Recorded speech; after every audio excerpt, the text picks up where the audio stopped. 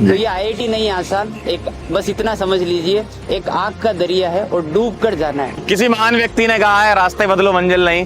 बेटा स्वागत है सभी लोगों का आज के एपिसोड में। मैं पंकज सिजेरिया आप लोगों के साथ हमारे मैथ्स के एकदम धमाकेदार टीचर सुदर्शन बैरागी सर को लाया हूं। सर आपका स्वागत है आज के एपिसोड में और सर से जानेंगे सर की कोटा की जर्नी क्या रही। सर ने कोटा में बहुत ही नामी इंस्टीट्यूट में पढ़ा रखा है और सर का एकदम कोटा में नाम है। अगर आप उंगलियों पे गिनोगे तो मैथ्स के टीचर आपको बहुत ही कम मिलेंगे कोटा में, उनमें से सर का एक नाम है। सर कैसी आपकी जर्नी रही अभी तक की? सर 2015 इंस्टीट्यूट से पढ़ाना चालू किया है और 7 साल तक वहीं पढ़ाया है और कोरोना के टाइम पर ऑनलाइन भी पढ़ाया है काफी, और अभी पीडब्ल्यू में हूँ। तो हमेशा से मेरे को जो है काफी अच्छे बच्चे पढ़ाने का मौका मिला है। अच्छे बच्चे पढ़ाने से फायदा ये होता है कि आपकी टीचिंग जो है रेगुलरली इम्प्रूव होती है। तो बस मैं भगवान से ही दुआ करता हूँ कि ऐसे ही बच्चे पढ़ाने का मौका मिलता रहे पीडब्ल्यू में हमेशा। सर जैसे बच्चा तैयारी करता है तो वो थ्योरी पढ़ रहा है, क्वेश्चन लगा रहा है, आप क्या सजेस्ट करेंगे? क्योंकि मैथ्स बहुत ही अलग टाइप का सब्जेक्ट है कि आपका इतना एक्सपीरियंस रहा है, तो आप क्या सजेस्ट करेंगे बच्चों को मैथ्स में किस तरीके से बच्चा अप्रोच करे? एक्चुअली सर मैथ्स में ये चीज काफी क्लियर हो जाती है कि आपको थ्योरी पढ़ने के बाद क्वेश्चन करने ही करने हैं, और थ्योरी जितनी केमिस्ट्री में होती है कंपेयर टू मैथमेटिक्स थ्योरी बहुत ही कम होती है। आपको सिर्फ फॉर्मूला ही याद करने होते हैं। तो मैं बच्चों को ये सजेस्ट करूंगा कि आप जितना प्रॉब्लम सॉल्विंग पार्ट पे फोकस करेंगे, जितने पीवाईक्यूज आप सोल्व करेंगे, उतना ही आपको मैथमेटिक्स में बेनिफिट होने वाला है। तो नंबर ऑफ प्रॉब्लम ज्यादा रखो, फॉर्मूले फटाफट याद करो, और थ्योरी मैथमेटिक्स में वैसे भी ज्यादा है नहीं। मतलब थ्योरी कम और क्वेश्चन ज्यादा मैथ्स में लगाने चाहिए। बहुत बढ़िया सर आपने बताया। सर जैसे बच्चों के टेस्ट होते हैं तो टेस्ट को लेकर बच्चे बहुत ज्यादा सीरियस नहीं होते, उनको लगता है कि यार ठीक है छोड़ दिया अगला दे देंगे। तो मतलब टेस्ट मेरे ख्याल से बहुत ज्यादा इंपॉर्टेंट रोल प्ले करते हैं तैयारी में।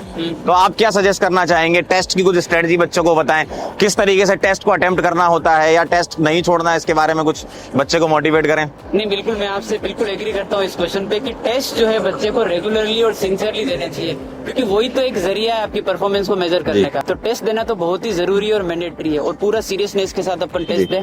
चाहे टेस्ट हो चाहे AITS हो, बच्चे को दोनों ही देना है। बिल्कुल बिल्कुल देने चाहिए, और अपनी परफॉर्मेंस एनालिसिस वहीं से होगा। रही बात टेस्ट अटेम्प्ट करने की, तो टेस्ट में मान लो मेंस का क्वेश्चन पेपर है तो 30 क्वेश्चन है, तो ऑब्वियस ही बात है कि आप क्वेश्चन पेपर पूरा पढ़ो 10 मिनट शुरुआत में, इजी क्वेश्चन को पिक करो और अच्छी स्टार्ट लो ताकि आपका कॉन्फिडेंस बढ़े, और फिर आप धीरे धीरे टफ क्वेश्चन की तरफ आओ। कई बार बच्चे क्या करते हैं क्वेश्चन सिलेक्शन में भी गलती कर देते हैं, उनको काफी दिक्कत हो जाती है। बच्चे क्या करते जो है वो क्वेश्चन करना स्टार्ट, और अगर पहले ही फंस गया तो फिर कॉन्फिडेंस लेवल क्या ही होता है वो सबको पता है। पहला क्वेश्चन फंसता ही है। तो आपको एक बार यही सजेस्ट करेंगे कि 10 मिनट आप क्वेश्चन पेपर रीड करो, 10 तो ज्यादा हो गए, 5 मिनट रीड करो, नंबर ऑफ क्वेश्चन सेलेक्ट करो कि ये क्वेश्चन मेरे को सबसे पहले करने, और इजी क्वेश्चन को पहले करो ताकि आपका पेपर बहुत अच्छा जाए। जी सर। सर जैसे कि दिवाली के बाद का जो टाइम होता है, इस टाइम में बच्चा बहुत ही डिमोटिवेट हो जाता है कि यार कैसी तैयारी चल रही है, उसको खुद समझ नहीं आता है कि क्या हो रहा है जिंदगी में। तो बच्चों को क्या सजेस्ट करेंगे कि दिवाली के बाद का अप्रोच क्या होना चाहिए आपका तैयारी का? एक्चुअली दिवाली के बाद का जो टाइम है ये बच्चा इसीलिए डिमोटिवेटेड होता है, इसका सिलेबस काफी हद तक कवर हो चुका होता है। जी जी। इस टाइम टीचिंग जो हो रही होती काफी स्पीड के साथ भी हो रही होती है, क्योंकि सिलेबस भी कवर करना होता है। जी जी। तो उसको जो रिवीजन की टेंशन है वो उसको वहाँ पर डिमोटिवेटिंग फैक्टर एक सबसे बड़ा होता है कि मेरा रिवीजन कैसे होगा, क्योंकि सर मेरे को पढ़ा तो रहे हो तो ठीक है, अब पिछले चैप्टर की टेंशन होती है। तो हम बच्चों को ये सजेस्ट करते हैं कि भाई जैसे मान लो आप घर जाकर जो है 6 घंटे की पढ़ाई कर रहे हो, तो 1 घंटा यहाँ से आप जो है रिवीजन के लिए निकालना शुरू करो, और वीक में आपके पास 6 घंटे निकलेंगे, आप 2-2 घंटे डिवाइड करो, और जो टॉपिक आपने पढ़ रखे हैं पहले से ही उन टॉपिक का आप रिवीजन जो है स्टार्ट करो, ताकि आपको जो है रिवीजन की टेंशन कम होगी, और करंट टॉपिक भी आपके क्लास में चल ही रहे उनका होमवर्क आप रेगुलरली करो, तो आपको वो डिप्रेसिंग वाला जो मोड है वो नहीं आएगा। सर सबसे बड़ा जो सवाल होता है बच्चों का, आप सभी लोगों का जो सवाल होगा वो हम सुदर्शन सर से जानना चाहेंगे कि बैकलॉग कैसे क्लियर करें। बैकलॉग क्लियर करने का तरीका यही है कि एक तो बच्चा क्या है कि बैकलॉग जब हो जाता है जी, तो वो यूँ समझता है कि सबसे पहले मैं इसको कवर करूं।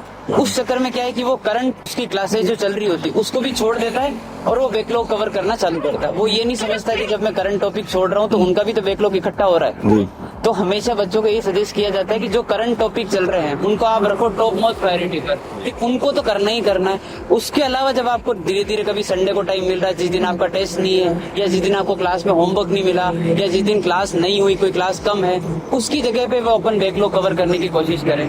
करंट टॉपिक जो चल रहा है उसको टॉप प्रायोरिटी पे रखो, और धीरे धीरे ही बैकलॉग कवर होगा, तो एकदम से नहीं हो जाएगा। मतलब आपको करंट टॉपिक भी करना है और पीछे के भी करना है, थोड़ा समय निकाल के आप पीछे के टॉपिक भी कवर करें, लेकिन करंट को ना छोड़ दें उस चक्कर में, क्योंकि वो बैकलॉग और ज्यादा इकट्ठा हो जाता है। जी सर।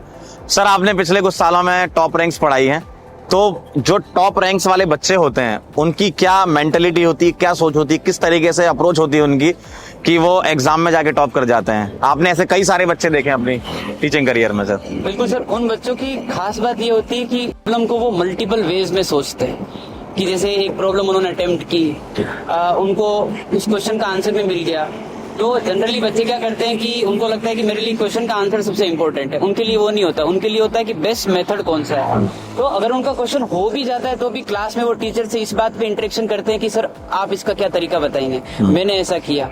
फिर सडनली एक और बच्चा खड़ा हो जाएगा, सर मैंने इसको ऐसे किया। तो वो जो डिस्कशन वाला पार्ट होता है ना, वो जो है मतलब आप कहोगे ब्राइट बच्चों में वो उस चीज पे ज्यादा फोकस करते हैं। मतलब वो सोचते हैं कि मैंने तो चलो क्वेश्चन कर लिया, अब इसके सॉल्व करने के और क्या क्या तरीके हो सकते हैं, या इस क्वेश्चन में क्या ऐसा हिडन है जो मुझे नहीं दिखाई दिया। बिल्कुल। और बहुत बार ऐसा होता है कि जो अपने 1.5 घंटे की क्लास पढ़ाते हैं कि ऐसे बैचेस में 1.5 घंटा सिर्फ डिस्कशन में निकल गया, पढ़ाना ही नहीं देते। सर आप तो डिस्कशन करो, बढ़िया है, बस पढ़ तो हम वैसे भी लेंगे। सही बात। डिस्कशन पे वो बहुत ज्यादा फोकस करते हैं। हम बच्चों को ये सजेस्ट करेंगे आप भी डिस्कशन को बहुत सिंसियरली, मतलब वो एक तरीके से प्रॉब्लम सॉल्विंग स्किल को अपनी डेवलप कर रहे होते हैं। सर जेई मेन और जेई एडवांस जहां तक मैथ्स की बात करें तो बहुत मतलब डिफरेंस मुझे फील हुआ कि जेई मेन की मैथ्स और जेई एडवांस की मैथ्स बहुत जमीन आसमान का अंतर है।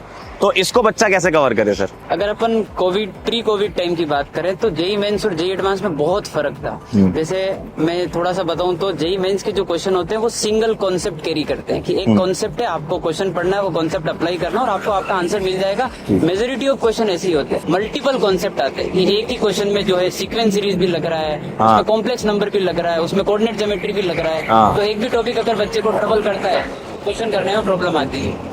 पर कोविड के दौरान जो है पिछले 3 सालों में जेई मेंस का पैटर्न भी धीरे धीरे एडवांस की तरफ अप्रोच कर रहा है। अच्छा। वो भी जो है मल्टीपल कॉन्सेप्ट जो क्वेश्चन कैरी करते हैं वैसे पूछने लग गए। हालांकि सारे क्वेश्चन उनके ऐसे नहीं होते हैं, पर 10 क्वेश्चन जो ऐसे डेली जाएंगे। तो हम बच्चों को ये सही कि टॉपिक जो है एग्जाम में छोड़ के मत। अगर आपको टॉपिक बिल्कुल ही नहीं आता है तो भी उसके जो बेसिक फॉर्मूले, उसके जो बेसिक फंडे हैं वो तो पढ़ के ही जाओ, क्योंकि हो सकता है कि जो टॉपिक आपको सबसे अच्छा आता हो उसका क्वेश्चन जो है वो उस टॉपिक के साथ मिक्स कर दे जो आपका वीक है। अगर आपने बिल्कुल नहीं पढ़ा तो आपको वो क्वेश्चन छोड़ना पड़ेगा, गिवन दैट आपको वो टॉपिक आता था। तो मल्टीपल कॉन्सेप्ट कैरी करते हैं एडवांस के क्वेश्चन। मेंस के क्वेश्चन भी अब धीरे धीरे से होने लग गए। तो अपन सारे टॉपिक पढ़ के जाए, एटलीस्ट बेसिक आइडिया तो सबका रखें। सर कभी कभी ऐसा होता है कि बच्चे कुछ सिलेक्टेड चैप्टर छोड़ ही देते हैं, वो ये कहते हैं कि यार हमसे तो ये होगा ही नहीं। तो मुझे लगता है कि उन बेसिक चैप्टर में पढ़ लें वो। अगर मान लो उससे डायरेक्ट सवाल आया तो वो कर सकता है। या वो उसका टॉपिक कहीं दूसरी जगह लग रहा है तो एटलीस्ट वो फॉर्मूला तो अप्लाई कर दे, ताकि वो क्वेश्चन छोड़ना ना पड़े। सही बात है सर। तो जाते जाते आप बच्चों को एक मैं चाहता हूं कि आइडियल टाइम टेबल तो नहीं होता, लेकिन एक टेंटेटिव टाइम टेबल बच्चे का क्या होना चाहिए, कितने घंटे बच्चे को पढ़ना चाहिए कि वो सिलेक्ट हो जाए? ऐसे नंबर ऑफ आवर्स तो अपन फिक्स नहीं कर सकते। कोई बोल सकते हैं अपन कि क्लासेस करने के बाद 6 घंटे की अपन सेल्फ स्टडी करें। अच्छा। विच विल इंक्लूड उसका होमवर्क, उसका रिवीजन। 6 घंटे कम से कम पढ़े। अच्छा, मतलब क्लासेस अगर उसकी 3 या 4 हो रही हैं तो उसके अलावा सेल्फ स्टडी और उसके 6 घंटे होने चाहिए। 2+2+2 जिसमें वो रिवीजन भी कर ले या होमवर्क भी कर ले। होमवर्क टॉप मोस्ट प्रायोरिटी पर रखे। अगर कभी उसका बैकलॉग हुआ तो वो भी उसमें आ जाएगा। ठीक है, कम से कम 6 घंटे वो पढ़े। बाकी तो क्लासेस चली रही है, क्लासेस में हो ही जाता है जी। और मेन चीज तो ये है कि कंसिस्टेंसी भी आपकी मेंटेन होनी चाहिए। अब जैसा सर ने बताया कि 6 घंटे आपको, तो वो डेली 6 घंटे बोला है सर ने, ऐसा हफ्ते में 6 घंटे नहीं बोला है। तो आप ऐसा ना करें कि भाई एक दिन जोश जोश में 8-8, 10-10 घंटे पढ़ रहे हैं और फिर दूसरे दिन नहीं पढ़ रहे हैं। तो आप कंसिस्टेंसी भी मेंटेन करके रखें। तो सर बहुत अच्छा लगा आपसे मिलके। ठीक है सर, और बहुत बढ़िया मोटिवेट किया। जी सर, एक बात बोलना चाहूँगा। जी सर, जी बिल्कुल। कि एक बहुत फेमस शेर है, तो ये आईआईटी नहीं आसान, एक बस इतना समझ लीजिए, एक आग का दरिया है और डूब कर जाना है, डूब नहीं जाना है। हाँ। चीज का ध्यान, बाहर भी निकलना है। बिल्कुल। चलिए सर, बहुत बढ़िया सर, अच्छा लगा आपसे मिलके। चलो बेटा, मिलते हैं फिर अगले एपिसोड में, तब तक के लिए ओके बाय।